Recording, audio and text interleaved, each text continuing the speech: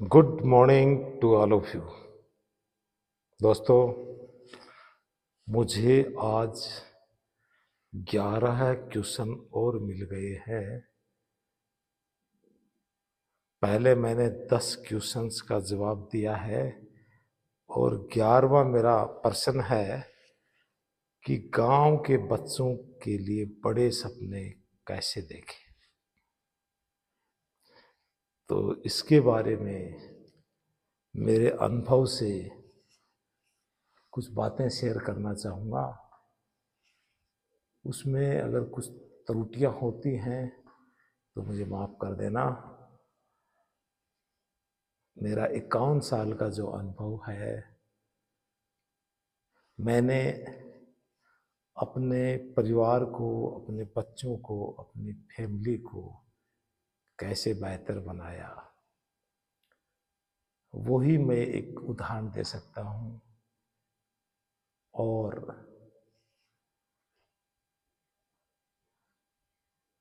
तो दोस्तों, क्या बताऊं कि रियलिटी है क्या। हम जैसा बच्चों के लिए पेरेंट्स, माता और पिता की जिम्मेवारी सबसे ज़्यादा बच्चों के लिए होती है। अगर माता पिता टाइम टाइम से जाकर के खाना अच्छा बच्चों को मिलता रहेगा, खेलते भी गांव में खूब अच्छी तरीके से होंगे, लेकिन स्कूल में जाकर के खासकर गांव गांव वाले मेरे भाई और बंधु, शहरों के अंदर तो, सिटियों के अंदर तो सब लोग अपने बच्चों की केयर कर रहे हैं, जा रहे हैं, लेकिन गांव से भी टाइम निकाल करके जिस भी स्कूल के अंदर बच्चा पढ़ रहा है, उस स्कूल में जा कर के उनके क्लास टीचर से मिलना और बच्चे की क्या हॉबी है, किसमें रुचि है, वो सारी चीज़ें क्लास टीचर बच्चों को पहचान लेते हैं और उसी के आधार पर अपने बच्चे के पेरेंट्स को गाइड कर देते हैं। तो दोस्तों, हम गांव के अंदर बच्चों को और बेहतर बनाने के लिए क्या क्या कर सकते हैं। हर बच्चे को फिटनेस के ऊपर और जो लेटेस्ट के अंदर हो रहा है नॉलेज, उसको भी प्राप्त करते रहना बहुत जरूरी है। आजकल एक ट्रेंड चल रहा है कि बस एक मोबाइल हो और उसके ऊपर देखते रहो, रील्स देखते रहो और उसमें टाइम पास। या तो रियलिटी बच्चे में क्या टैलेंट है उसके ऊपर कुछ वो बनाए, रील्स बनाए। अगर वो भी नहीं बना रहा है तो वो पूरा वेस्ट, अपना टाइम को उसमें वेस्ट नहीं करना चाहिए। बच्चों को मजबूत करने के लिए, बच्चों को और ताकतवर बनाने के लिए उनके अंदर सच्ची शिक्षा प्राप्त करने के लिए ऊर्जा और प्रबल भावना की जरूरत होती है। तो वो गुण उनके अंदर भरना पड़ेगा और खेल खेल के अंदर बच्चों को बेहतर बनाना पड़ेगा, क्योंकि जबरदस्ती और प्रेशर से हम कुछ नहीं सिखा पाते हैं। उस बच्चे के अंदर से निकलना चाहिए, डिजायर आना चाहिए अंदर से कि हाँ, मुझे कुछ करना है। और दोस्तों, बच्चा के अंदर जोश और उत्साह भरा रहना चाहिए। उसके लिए घर का माहौल, घर के अंदर कभी भी कोई भी लड़ाई झगड़े, आस पड़ोस के अंदर ये सब चीज़ें कम बिल्कुल भी नहीं होनी चाहिए। क्योंकि हम अगर सब परिवारजन मिल करके और सब आजू बाजू अगल बगल वाले हमारे भाई बंधु, चाचा ताऊ के परिवार सब राजी खुशी रह करके अगर जीवन को आगे बढ़ाते हैं, एक दूसरे के ऊपर विश्वास रखते हैं और एक दूसरे से अच्छी बातें सीखते हैं, तो हर चीज मुमकिन होता चला जाता है।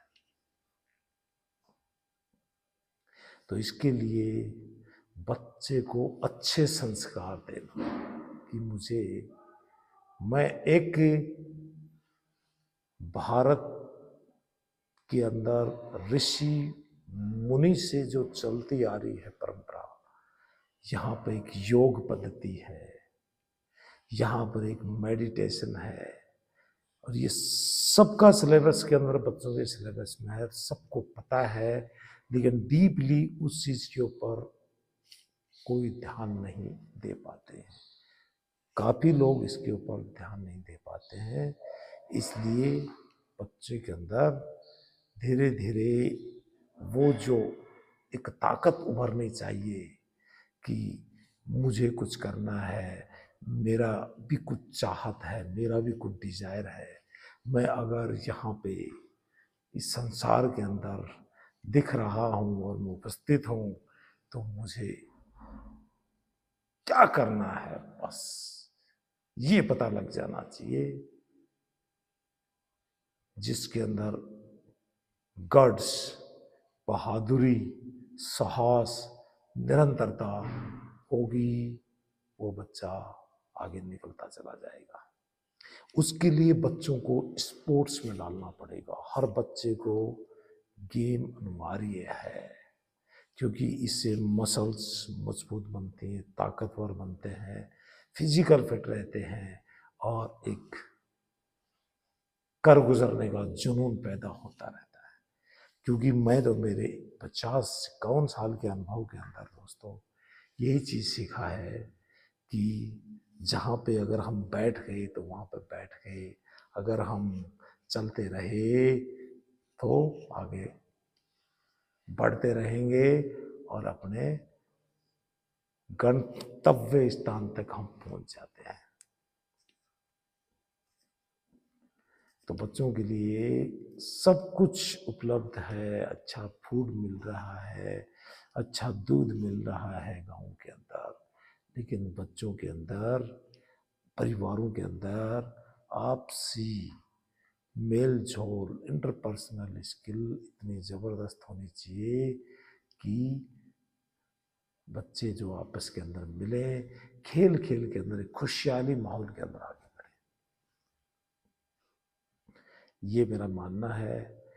और साथ साथ जो लेटेस्ट के अंदर जो भी नए नए वर्जन्स आ रहे हैं, नए नए चीजें आ रही हैं, ये हर चीज का नॉलेज हर बच्चे को मिलते रहना चाहिए, जिससे बच्चा अपडेट रहता है, उसे नॉलेज रहता है और वो पावरफुल बनता चला जाता है। किसी भी ज्ञान से वो अगर वंचित रह जाता है तो वो फिर अपने आप को कमजोर समझने लग जाता है। और सबसे बड़ी बात मुझे ये भी देखने को मिली है कि बातों बातों के अंदर हम ऐसे कह देते हैं 2-4-6 लोगों के या बच्चों के साथ में या उसके क्लास के सामने कि तुझे तो कुछ नहीं आता है, तुम तो बहुत कमजोर हो। तो ये शब्दों की ताकत है दोस्तों। हर जगह बच्चे को पुश करना है, उसको आगे बढ़ाने की कोशिश करना है। कितना भी कमजोर बच्चा हो उससे प्यार करना है। वो भी एक दिन जो सबसे समझदार बच्चा है उससे आगे निकल सकता है। हर बच्चे के अंदर, हर जीव के अंदर, हर व्यक्तित्व के अंदर, हर इंसान के अंदर, हर आदमी के अंदर एक वो हर चीज होती है जो एक में होता है। उसे बस सिखाने की जरूरत होती है, उसे प्यार से सिखाने की जरूरत होती है। और जबरदस्ती वाला जमाना नहीं है दोस्तों। अभी इतने पढ़ाई लिखाई के लिए अच्छे अच्छे यंत्र चल गए हैं, तो उससे खुशी मिलनी चाहिए। परिवार को पहले माहौल को चेंज करना पड़ेगा, अपने अगल बगल सबको प्रेम से रहना पड़ेगा, बच्चों को सब मिलकर के अच्छे संस्कार देने पड़ेंगे। कोई बच्चा अगर गलती करता है तो उसे प्रॉपरली समझाना पड़ेगा कि ऐसा नहीं बेटे, ये सही है, ये गलत है, ऐसा नहीं करना और ये ऐसा करना सही है। जैसे कि कहीं पे भी छोटी छोटी आदतें होते हैं बच्चों की आदतें होती हैं, किसी घर के अंदर घुसते हैं तो वो हर जगह झांकने की, इधर उधर जाने की, किसी चीज को उठाने की, किसी चीज को लेने की, तो वो आदतों से धीरे धीरे बच्चे को आदत बन जाती है और वो जहां पे भी जाएंगे ये सब उठा करके इधर उधर गिरा देंगे, तोड़ टूट भी सकते हैं, या फिर उनको जो अच्छी चीज लगी उसको वो छुपाने की भी कोशिश करेंगे। तो ये सब चीजें की मतलब असत्यता में आ जाती है। मम्मी पापा की निगरानी के अंदर बच्चे बाहर जाएं, कहाँ गए हैं मेरे बच्चे, क्या कर रहे हैं, उनकी निगरानी में रहना चाहिए। हम करते क्या है पूरे दिन भर? अच्छा फूड्स खिलाना है, अच्छी एक्सरसाइज करने के लिए, बच्चा कोई स्पोर्ट्स खेल रहा है, स्कूल के अंदर गेम चल रहा है तो आधा घंटा उसके पास में टाइम निकाल के बच्चों के पास जाना चाहिए। उसका हौसला बढ़ता है कि मेरा मम्मी पापा मेरे पास में खड़े हैं, तो उसकी डबल पावर बढ़ जाती है और अपनी जान लगा देता है। वो फुटबॉल खेलने में भी ग्राउंड के अंदर फुटबॉल चल रहा है तो किक मारने के अंदर उसे जबरदस्त और आनंद आएगा। तो हमें जुड़ने की जरूरत है दोस्तों। सबसे पहले प्यार, सेवा तथा प्रेम। ये गुस्सा और ये सब चीजें मुझे लगता है कि शायद हाँ जरूरत होती है वहां गुस्सा दिखाना पड़ता है। कहते ना, जरूरत से ज्यादा प्यार, जरूरत से ज्यादा आराम और औकात से ज्यादा प्यार भी इंसान को अपाहिज बना देता है।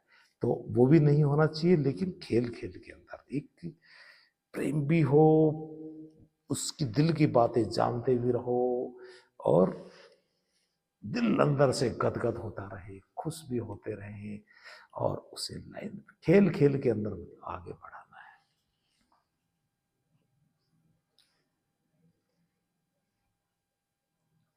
हर कोर्स के अंदर बच्चों को मोटिवेट करो कि चलो आज आपको हम तैरना सिखा के लेकर आते हैं, आज हम आपको हॉर्स राइडिंग का कोर्स करवाने के लिए ले चलते हैं, आज कहीं पे बढ़िया कोई अच्छा प्रोग्राम हो रहा है उसके अंदर चलते हैं। तो ऐसे करके देख देख करके अच्छे से बात कर करके ही एक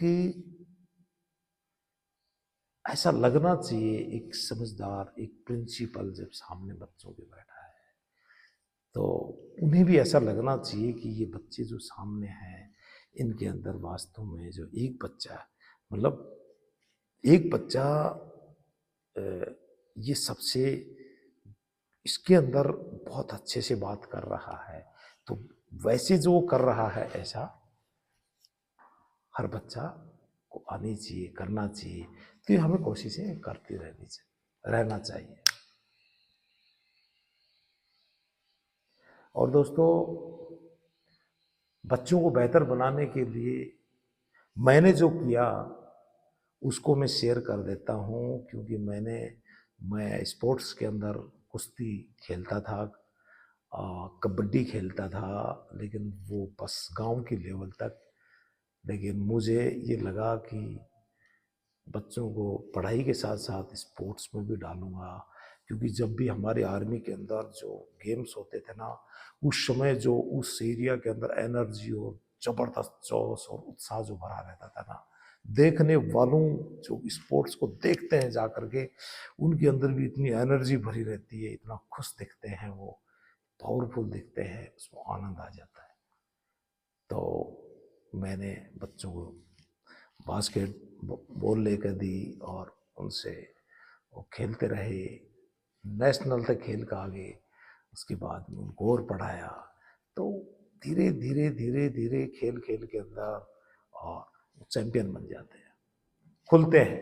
एक टीम टीम का नेतृत्व करने की कला, आपस में डिस्कस करने की बातें, आपने मुझे वहां पास नहीं दिया था, नहीं तो मैं ये बास्केट डाल देता।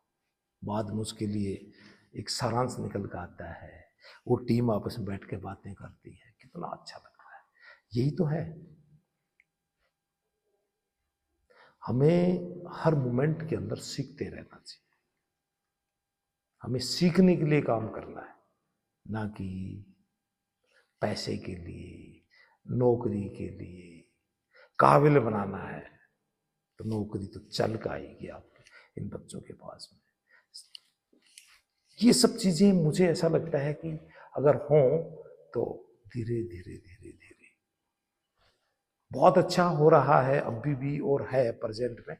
और मुझे ज़्यादातर लोग सही से चल रहे हैं, लेकिन एक चीज है, ज़्यादातर आपस के अंदर मन मुटाव वाली, आपस के अंदर छोटी मोटी बातें के ऊपर मन मुटाव कर लेना। उसको वहीं बैठ करके, जो पहले अपने कुटुंब के अंदर जो लोग रहते थे, वो आपस के अंदर बैठ करके और खुशी से जीवन जीते थे। आजकल इंडिपेंडेंट परिवार होते जा रहे हैं, इंडिपेंडेंट, और धीरे धीरे धीरे धीरे वो जो लुक, वो जो माहौल, वो सिर्फ स्कूलों में कॉलेजों में ही देखने को मिल पाता है, बाकी गांवों के अंदर वो नहीं देखने को मिल पा रहा है, क्योंकि सब व्यवस्थित लगे पड़े हैं। तो मेरा ये मानना है कि हम एक एक खुद भी निकलें, पेरेंट्स भी निकलें, बच्चे भी निकलें, घर से बाहर निकलें और थोड़ा खेत में या कहीं ग्राउंड के अंदर जा करके और अच्छा एक माहौल बनाएं, खेलें कूदें, खूब ठागे मारें, तो बहुत बेहतर जिंदगी चलती है। जिसके भी बच्चे कहीं दूर रह रहे हैं, दूर कमा रहे हैं, विदेशों में रह रहे हैं, तो उनका भी ये फर्ज है कि वो हर डेली भी अगर नहीं कर सकते हैं तो हफ्ते में एक बार तो, आजकल वीडियो कॉलिंग है, तो उससे ऐसा लगता है कि जस्ट अभी मिले। तो प्रेम है दोस्तों, पूरी लाइफ का मतलब प्रेम है। हमें आपस के अंदर विश्वास करना और खुश रहना और प्रगति की रास्तों की तरफ बढ़ते जाना। पूरा परिवार मिलकर के अगर ये अनुमान लगाने लग जाएगा कि हर एक पेरेंट्स अपने बच्चों के लिए, अपने छोटे बड़ों के लिए, कि इस सप्ताह मैंने क्या प्रगति की, हर सप्ताह अपनी प्रगति का मूल्यांकन करते रहना है। हर सप्ताह अपनी प्रगति का मूल्यांकन करना है हमें, और खुद से पूछना है कि मैंने क्या क्या गलतियां की हैं और मुझ में कितना कितना सुधार हुआ है, और भविष्य के लिए मैंने और क्या सबक सीखे। अच्छा नॉलेज ग्रहण करते रहना है, अच्छी बुक्स पढ़ना है और अपनी डायरी लिखना है, जिसमें यह दर्ज हो कि अच्छे सिद्धांतों का प्रयोग हम अपने जीवन में कब और कहाँ पर कर सकते हैं। अपने सभी दोस्तों को किसी भी सिद्धांत का उल्लंघन करते हुए पकड़ने पर 1 रुपए देने का वादा करें और खेल खेल में आत्म सुधार की राह पर चलें। हर अवसर पर अच्छे सिद्धांतों का प्रयोग एक वर्किंग हैंडबुक की तरह करें, जिससे हम अपनी रोजमर्रा की समस्याओं को सुलझाने में हमें मदद मिलती हो। हम सबको ये पता होना चाहिए कि हमारी पहली प्राथमिकता क्या है, उसको हम क्यों चुनते हैं, वो हमारे लिए क्यों महत्वपूर्ण है। यदि हमें आर्थिक स्वतंत्रता नहीं मिलती है तो उसके क्या परिणाम होंगे और उन परिणामों से हम क्यों चिंतित हैं। तो ये बातें आ जाती हैं इसके अंदर बच्चों। तो ऐसे देखो ना, एक तगड़ा सा अगर कोच हो तो बच्चे को कितना तगड़ा पहलवान बना देता है, फौलादी। कमी कुछ नहीं है, सिर्फ मेहनत करने की है दोस्तों। इसलिए स्वामी विवेकानंद जी ने भी यही हमेशा उनसे प्रेरणा मिलती है, उठो जागो और तब तक ना रुको जब तक हमें अपने लक्ष्य की प्राप्ति नहीं हो जाती। तो लक्ष्य तो होना चाहिए, लक्ष्य बड़ा से बड़ा चुनना चाहिए, लेकिन उससे पहले जो छोटे छोटे जो लक्ष्यों को पार करते करते ही उस बड़े लक्ष्य तक पहुंचा जाता है। ये जब हम ग्राउंड में चलते हैं तो हमें पता लग जाता है। ना भागना है, ना रुकना है, बस चलते रहना है। ना मैदान छोड़ना है, ना इंतजार करना है, बस चलते रहना है।